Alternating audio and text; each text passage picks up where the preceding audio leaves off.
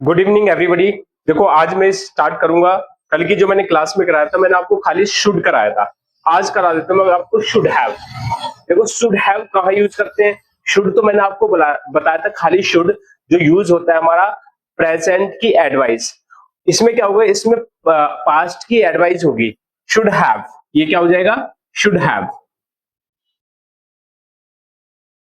देखो should have, और इसमें होगा एक्शन की थर्ड फॉर्म। ठीक है, ये होगी थर्ड फॉर्म। इसमें क्वेश्चन भी थर्ड फॉर्म से होगा और आंसर भी थर्ड फॉर्म में होगा, और सभी के साथ शुड आएगा। आई, वही, we, you, they, he, see, it और नेम। ठीक है, इन सभी के साथ क्या आएगा, शुड हैव आएगा। क्वेश्चन में भी आएगा और आंसर में भी। मैंने आपसे पूछा देखो आपको समय पर आना चाहिए था, आपको अंग्रेजी सीखनी चाहिए थी, आपको जैसे होता नहीं कोई वैकेंसी निकल गई और आपको बाद में पता लगा अरे यार वैकेंसी निकल गई मुझे पता ही नहीं लगा, आपको फॉर्म भरना चाहिए था, आपको मुझे बताना चाहिए था। तो बात कब की है, पास्ट की एडवाइस, तो साउंड क्या होगी, चाहिए था, चाहिए था। जैसे सपोज करो कि कोई आपके गेस्ट आ गए और वो बिना खाना खाए चले गए और वो जाके बोल रहे यार अब तो बहुत लेट पहुंचे, यार तुम्हें खाना खाना चाहिए था, you should have taken food या you should have eaten food. Clear है, तुम्हें समय पर आना चाहिए था, you should have come on time. क्या बोलेंगे, you should have come on time. तुम्हें बताना चाहिए था, you should have told. Clear है, तुम्हें कहना चाहिए था, यू शुड हैव सेड। तो वहां पे हम यूज करेंगे। क्लियर है, जैसे पहला मैं क्वेश्चन हिंदी में लिख के बता देता हूं आपको। क्या आपको समय पर, क्या आपको समय पर आना चाहिए था, तो आंसर क्या होगा। इसका पहले तो ट्रांसलेट कर लेते हैं। Should you have,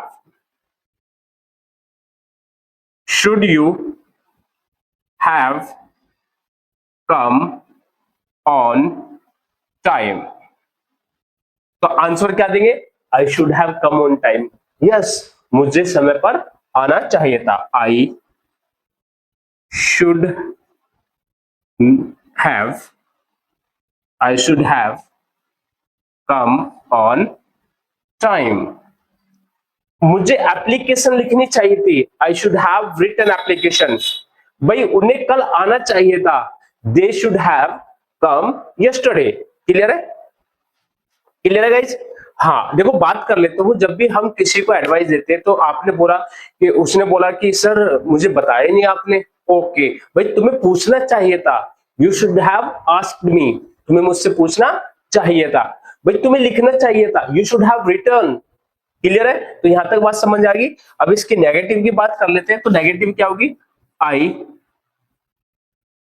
should not have, I should not have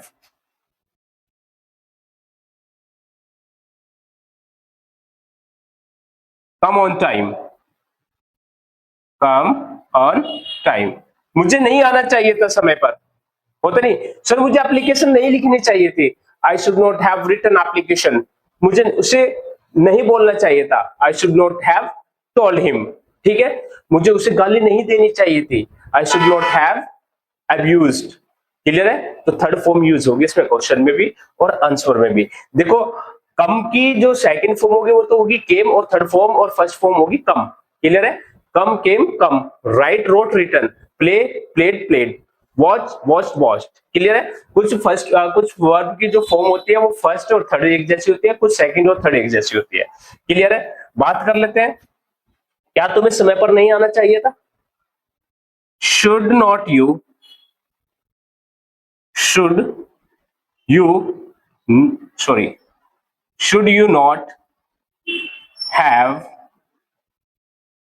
come on time, should you not have come on time। क्या तुम्हें नहीं समय पर नहीं आना चाहिए था, अगर आना चाहिए तो आप बोल सकते हो I should have come on time.